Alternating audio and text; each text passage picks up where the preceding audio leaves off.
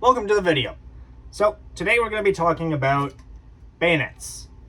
So there are three main patterns of bayonets that we have to be concerned with when we are talking about SKS pattern rifles. First off, there is the early pattern Russian bayonet. This is an annoying guy because there aren't a lot of them, and if you're missing the collar on this, you are going to be in for a fun little hunt because there are not that many of them, and as such they are pretty scarce to find and virtually never labeled as such. They'll always just be labeled Russian bayonet because the visual difference between the two is extraordinarily subtle. If you can spot it, congratulations, you are better than most. The second pattern is the standard pattern of bayonet. This is the style that is ubiquitous across damn near everything, as you can see by this list of all of the patterns that use it. If it isn't Yugo 5966 or an early Russian, it is this.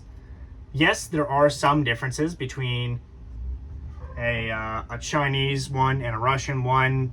I believe this is actually a Chinese collar, but that's besides the point.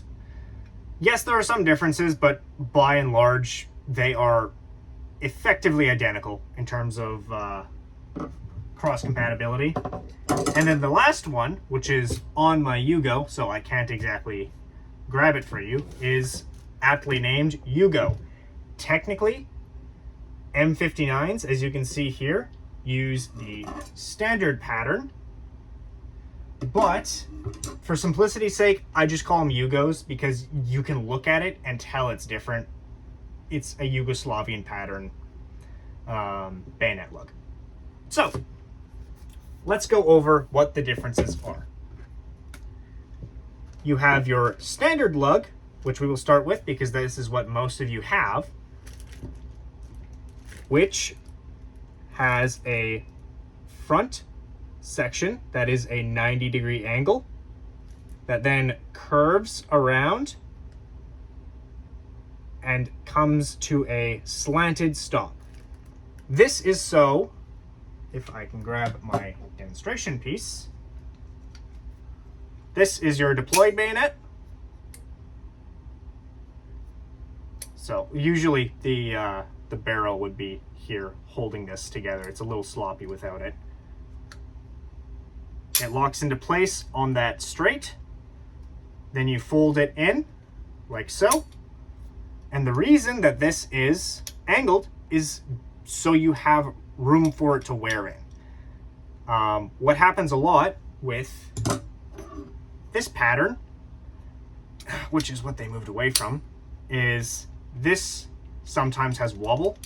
Sometimes it isn't perfectly aligned because we're talking about communist machining tolerances. So having that angle makes it so you have to worry less about those two parts mating together. This is what most of you have. If you have an early pattern, which is this guy, you will have the same 90. It's in a slightly different location, so they aren't 100% identical, but for all intents and purposes, we're calling it the same. The same sort of curve that comes around, but instead, it's another 90. Now, why does this matter?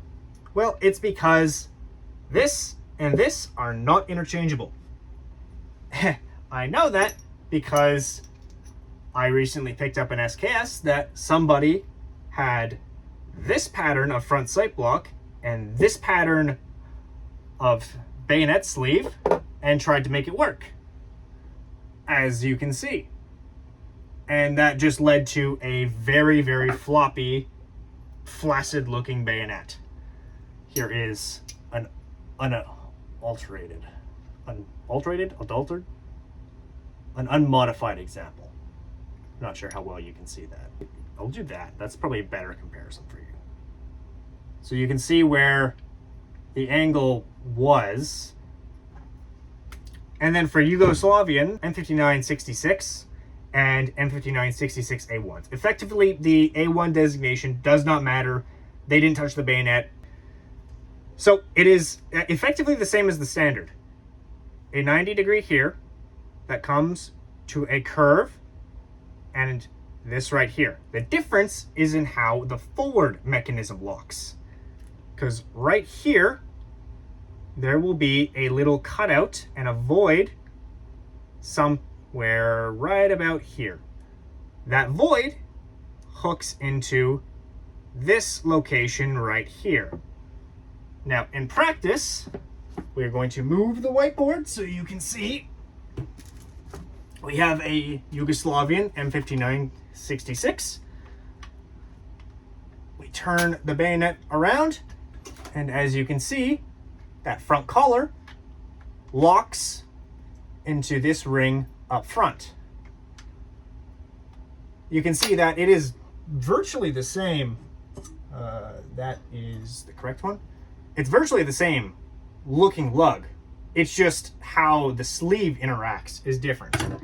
And some people ask, well, can you swap out this for the other? No, you can't. This is its own proprietary system. So yeah, that is the lugs themselves. That is this bit.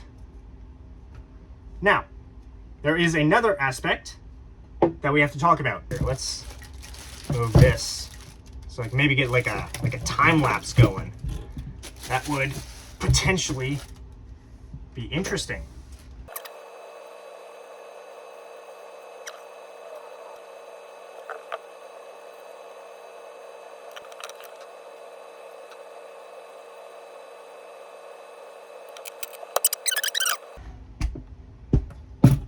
You know, the whole point of this is to have a visual aid. Let's say, it's too long. There's a joke in there somewhere. So, now we have our setup here. We have a Yugoslavian M59-66. We have a Russian equipped with a blade bayonet. We have a Chinese equipped with a spike bayonet. And we have a diagram of the latter two. We're going to start with the Yugo. Get it out of the way quickly. Yugoslavian M59-66 bayonets are proprietary. You cannot use a Russian blade. Well, you probably could, but it's way shorter and is obviously wrong.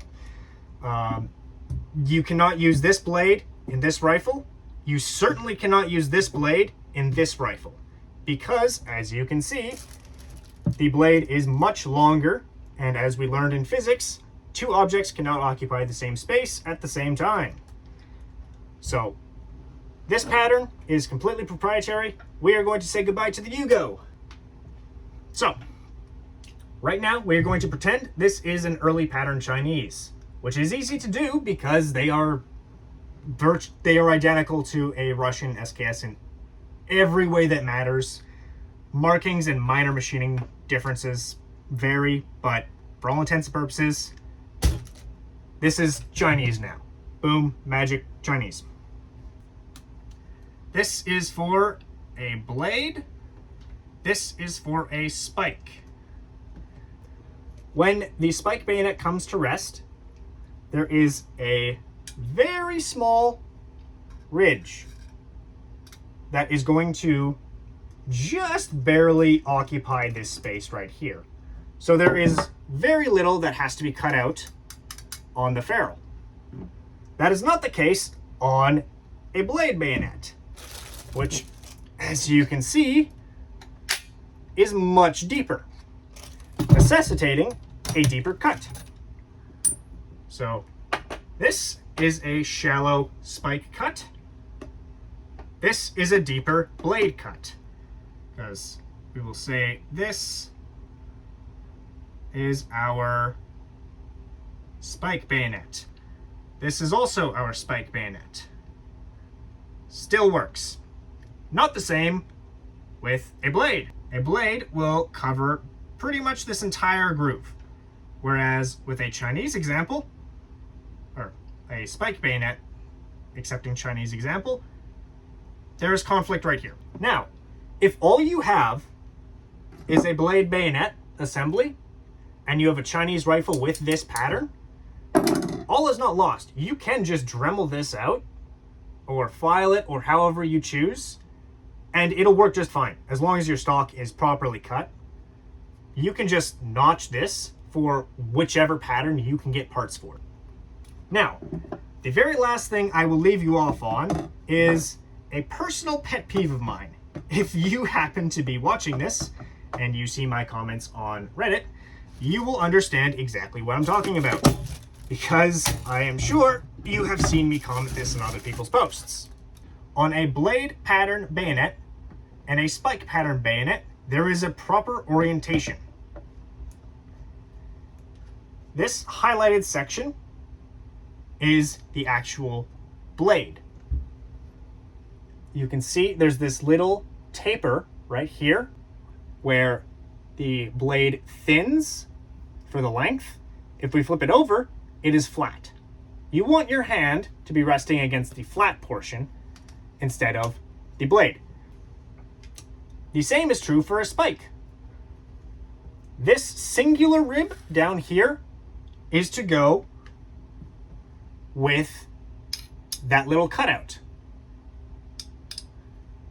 Having it the opposite way makes the cutout pointless, juts out your bayonet more than it should be, and you are now resting your hand on a piece of metal that juts out instead of a nice flush. Like, you barely even notice this. If it's in this orientation, you actually do notice it. And how to fix that is extraordinarily simple. Just flip it around. This is now backwards, but you get the point. You just pull the collar back, pull the screw out, flip it around, push it back in, and put your screw back in. I'm going to put this away because it is full of cosmoline and gross as hell. I hope you enjoyed the video. I hope you got some use out of this. Yeah, thank you for watching.